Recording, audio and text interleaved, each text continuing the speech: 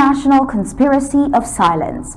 We'll take a look at a question of the consistency and fairness of the United States.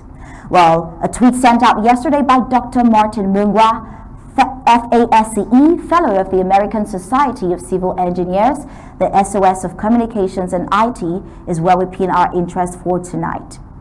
As you know, the war in Amazonia has seen 55,000 people killed, with the world pretending not to know about it.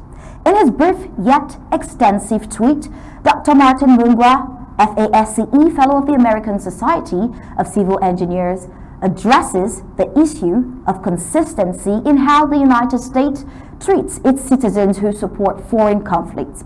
He questions why there seems to be a discrepancy in how individuals who support conflicts in the Cameroons are treated as compared to those who aid current conflicts in Israel, Ukraine, and even in past conflicts like Cuba.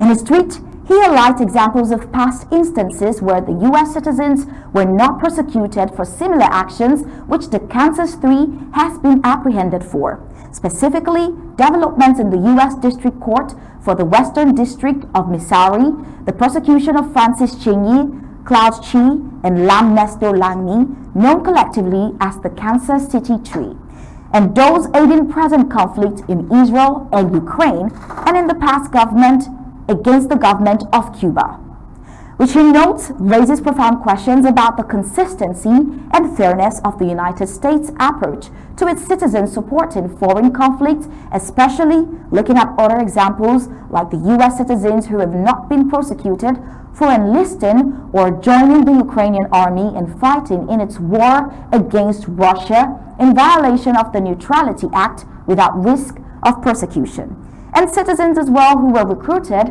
as mercenaries on U.S. soil to fight against the elected government of Angola in 1975 to 1977 in violation of 18 U.S.C. subsection 9602 with no one persecuted. Now that's about what we know, what we can touch from his extensive tweet. Making our assessment on the matter, we find that the war with Gaza has been on for only a few months. 3 to be more specific, and the war between the Cameroons has lasted for about 8 years precisely. Yet, you have the international community somehow rallying around Gaza, and the Southern Cameroons hardly even mentioned. Southern Cameroons are battered and killed daily with no intervention from the international community. Increased sexual abuse on Southern Cameroonians by the occupational forces of La Republic.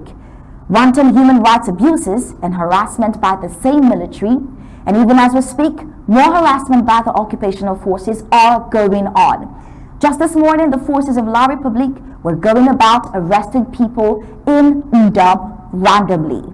The list of the abuse and outright killings orchestrated and perpetrated by the French Cameroon against the peoples of the British Southern Cameroons is quite a long one, and to have them all go unaccounted for is just not acceptable, especially when the world clamors in defense of some other oppressed nation like Gaza and Ukraine. The list, like we say, is long. We could go back to count the Ngabo massacre, the Malfe massacre, the Kumbo massacre, amongst a whole long list in these 8 years of war.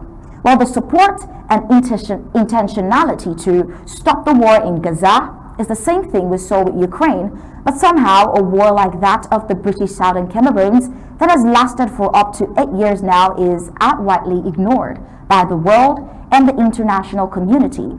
A war that has claimed over 50,000 lives, as if none of those victims matter enough for the international community to see reason to remedy the cause of the war and save future lives. As if to agree to media conspiracy theory that black lives don't matter.